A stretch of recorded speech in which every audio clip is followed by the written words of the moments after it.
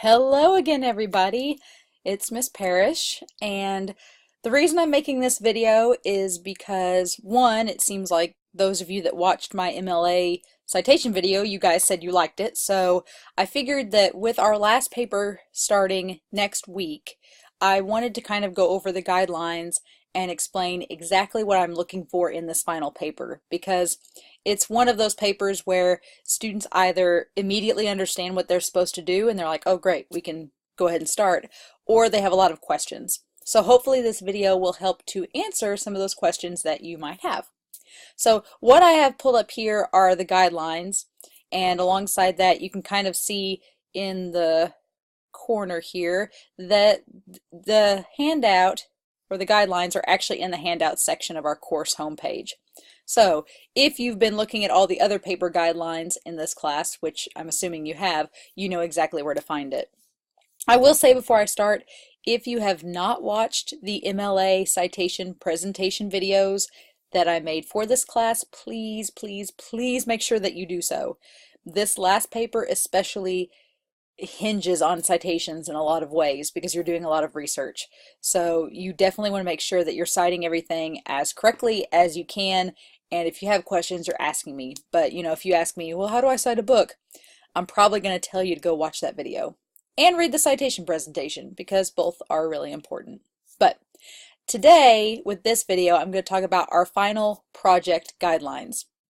And I have them pulled up here, as you guys can see. You can kind of follow along if you download the guidelines and look at them while I'm talking. So the idea is that this is kind of the capstone project in this class. This is the paper that encompasses all the genres that we've talked about, or at least focuses on one in a more in-depth light. So some students go about it different ways. Like our first paper and our second paper, you have a lot of options. And some students really flourish on having lots of different choices, and other students are like, well, I just want you to tell me what to do. So I'm going to give you guys some options, some suggestions, some examples to kind of help narrow down what you want to do this final paper on. Step one, as you can see here, is to decide which genre of literature you want to focus on. Let me say this first. There are only a handful of ideas that I would shoot down on this final paper. Usually, if I tell a student no, it's for one of two reasons. One, the topic or idea is too simple.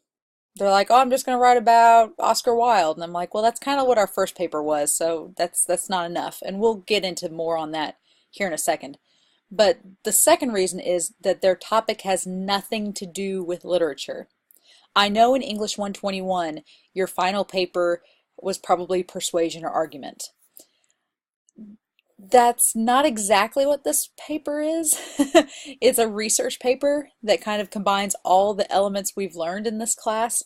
So, for example, a student one semester said, oh, well, I want to do my final paper about why smoking is bad. That doesn't have anything to do with literature.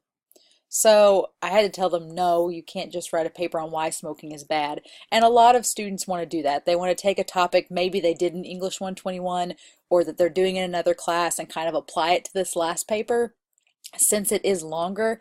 And you just simply can't do that exactly with this last paper. Now, what I did tell that student was, okay, if you want to write about, if you feel really passionate about why smoking is bad, you could write about perhaps how we have personified characters or people in films and books that smoke and how that's changed over the course of a set period of time. And that's what they ended up doing. They wrote about how in the 1980s or 70s, characters that smoked were perhaps perceived as cool, whereas opposed to now, usually if you see a character smoke, they're a villain or an antagonist, or they're deemed ugly in a certain light. So it kind of changes the way audiences are supposed to perceive those characters. So something like that. If you feel really passionate about an argumentative topic, or if you did a final paper in 121 that you're like, I'd really like to expand on that, you can do that. The catch is you have to involve literature, whether it's a play, whether it's a poem or poet, whether it's a text, a piece of fiction or nonfiction, it has to come back to literature in some way. So that's the main thing. So How I go about looking at this paper is I want to ask my audience a question. I don't have to write that question out in the actual paper, but by the time my audience is done reading the introduction, they should know what I'm asking of them as they read the rest of the paper. And hopefully by the end of the paper, they'll have an answer to that question. So for example, step 2 here. Once you decide which genre you want to focus on, it can be fiction, poetry, drama, or it can be a mix. I won't rule that out. Here are some ideas of previous papers that students have done. And like I said, they're not limited to these ideas. These are just papers that students did in the past that worked very well for this final project in this class. So you could research and do an analysis of an author's fiction, a poet's poetry, a playwright's screenplay history, and how their style and craft has developed over time, how it was met with critical success or critical failure, and if they're still alive, where they're going at from here. So it's kind of a more fleshed out and evolved form of an option from paper 1. I know that there is a student in one of my sections this semester that is wanting to talk about Stephen King and kind of not only show how Stephen King's style has changed and shaped how we view horror fiction, but also maybe talk about some controversies with his fiction, things that were adapted or changed from the book to the screen, things like that. It's giving a more well-rounded and detailed look at this author rather than just give me a biography, because I don't want a biography. I want something else. So you could ask, for instance, in that case, how has Stephen King changed the face of horror in fiction and film?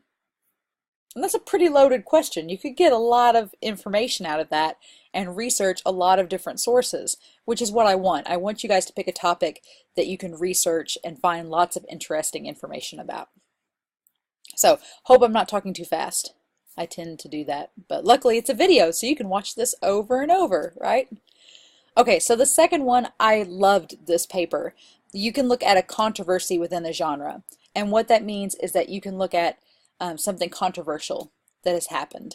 So for example, one of my students, she wrote about Harper Lee, who wrote To Kill a Mockingbird. And Harper Lee passed away, sadly, a few years ago, and before she passed away, they found this manuscript that was a sequel to Kill a Mockingbird, which is arguably her most famous piece of work. And there was this big controversy over whether or not publishers should publish this sequel because Harper Lee kept it hidden for years, so a lot of critics said, well, clearly she had a reason why she didn't publish this book when she did, because she could have easily published it and made lots of money, but she didn't. And there was also a lot of controversy because, spoilers, they ended up publishing the sequel, and a lot of people said that it was taking advantage of an elderly woman and that the publishers basically tricked her into giving them her work. And I've not read the sequel. I probably won't read it because, as the student pointed out in their paper, it wasn't Harper Lee's intention. So I feel like she didn't want us to read it. And I've also heard terrible reviews of it and that it ruins To Kill a Mockingbird, so I'm not going to read it. But it was a really interesting paper that looked at this issue within the fiction community and kind of analyzed psychological elements, ideas of fraud, ideas of kind of neglect and coercing elderly people who may not have been in the best mindset. It was a really interesting and fascinating paper. So you could do something like that. I had a student write a paper about the movie Split that came out last year and talked about basically how Split was basically demonizing people that have multiple personality disorders or have a personality disorder as being villainous or a monster, and it was a fascinating paper. So you can do something along those lines, absolutely. If you want to get some medical issues and medical terminology and combine that with fiction or poetry or drama, that would be awesome. A psychoanalysis of Hamlet or Willy Loman from Death of a Salesman could be fascinating. But anyway, to go on. Option 3, you can research a piece of drama or fiction and how it's adapted into another genre. Now, I will be very cautious with this option because a lot of people pick it thinking that it's going to be easy. I'm not looking for a book report. As I said with paper 1, I don't want you to just tell me the summary and plot. I will not give you an A if you do that. I won't give you a B if you do that. What I want is an analysis of how it's changed from film to or book to film. Like what changes? Not just plot or characters, but style, but theme, but the way that it's produced and distributed to audiences, and the way the audiences can react to things like spoilers or twists in a book versus a film. So I had a student do that with Batman versus Superman. They went over kind of the mass appeal of the comics that it was based off of, and then why that influenced the way that critics reacted to it when the film came out, and why it was so polarizing in that community. And it was interesting, but like I said, don't just go with that topic because you're like, oh, that sounds easy. And I've also read about 20 Hunger Games book to film analyses, so please. I know Katniss like the back of my hand. Please don't. But you're welcome to do that. If there's something that you feel like it was adapted poorly or was adapted really well, you can analyze that. You just have to make sure you don't just make it a book report or a Spark Note summary like our Hamlet video was that we looked at earlier. And then option 4 there is an extended analysis of a specific poem, fiction, or play. And it cannot be something you did for papers 1, 2, or 3. So if you did a paper on Raisin in the Sun, can't do that for this final one. It has to be something new. And like I said, I want you to analyze it, break it apart. Tell me everything that goes into it, its history, its background, its author. Give me, as if I've never seen this play before, a kind of an inkling of how it was created and the impact that it's had. So, like I said, not just a book report, but something that asks your audience something and then explains the answer to them. Okay? You've got so many options. It's just, I could go on and on, but hopefully this gets your mind kind of thinking of things you can write about. And by all means, the thesis is due next week, but by all means, email me, ask me questions, say, does this seem like it's going to work, or do I need to expand it more? There are no dumb questions, especially with this final project. As far as I'm going to scroll down here, this is our longest paper in the class. It's 8 pages, which I know you're going to be saying, that's so much.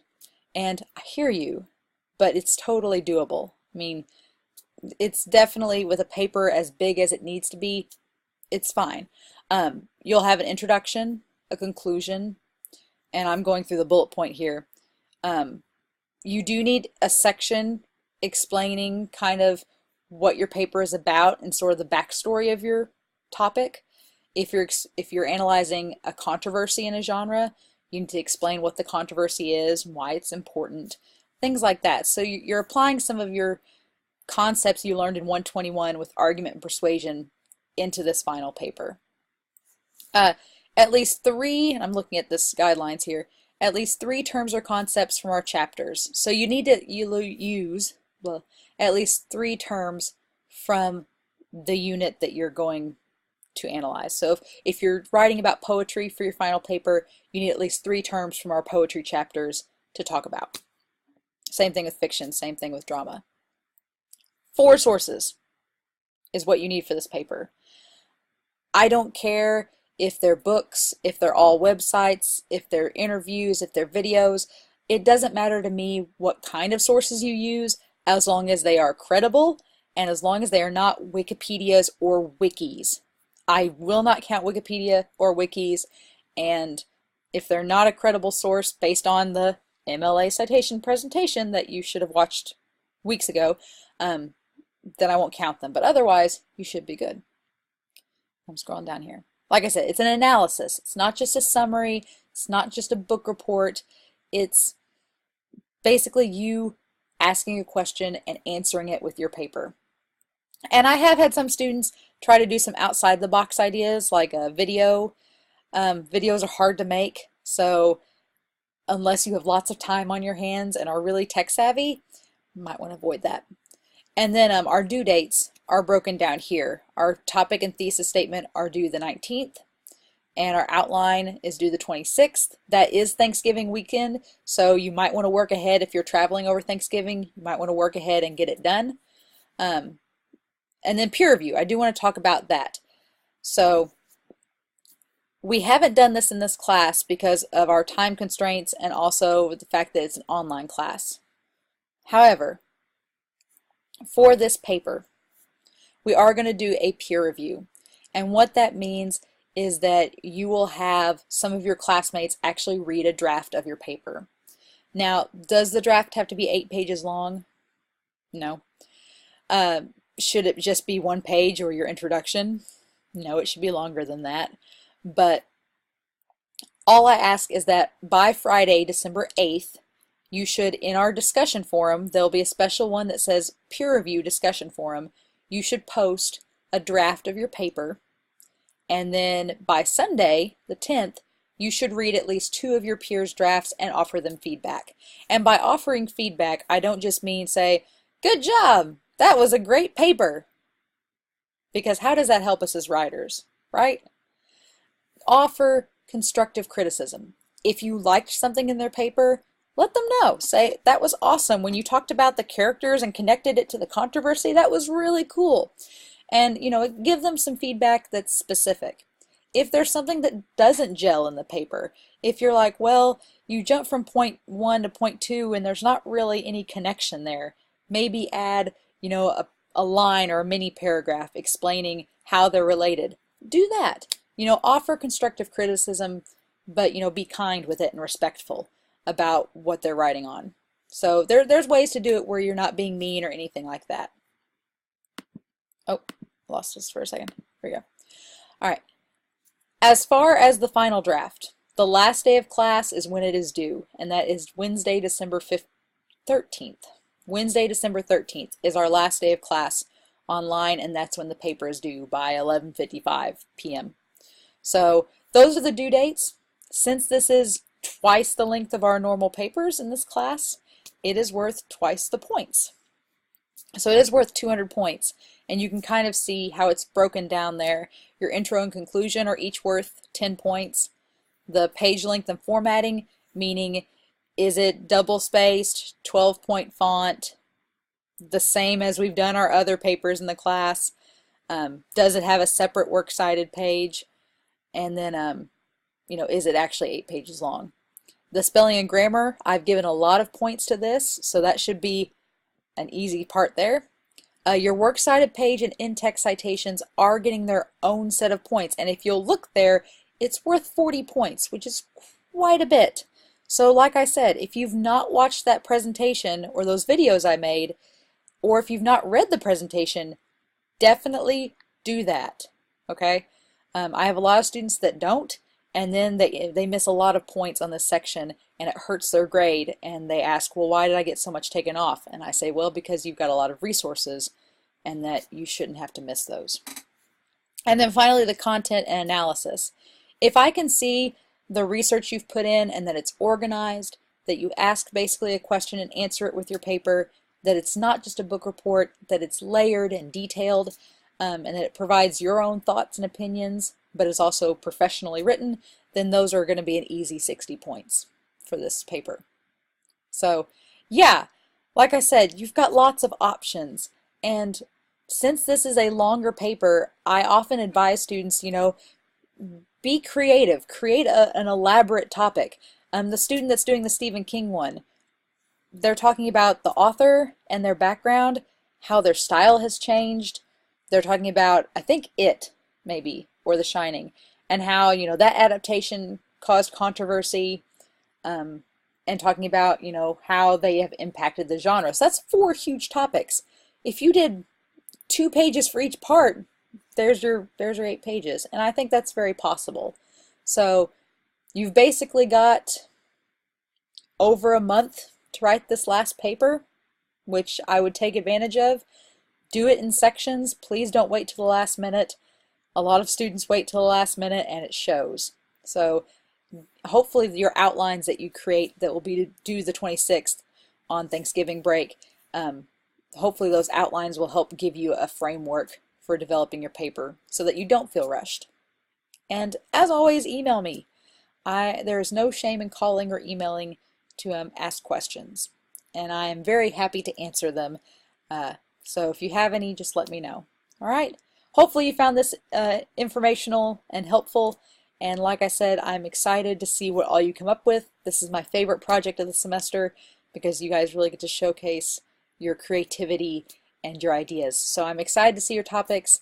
I hope you all have a great week and a great weekend, and I will be reading your work and talking to you soon. Have a good night. Bye.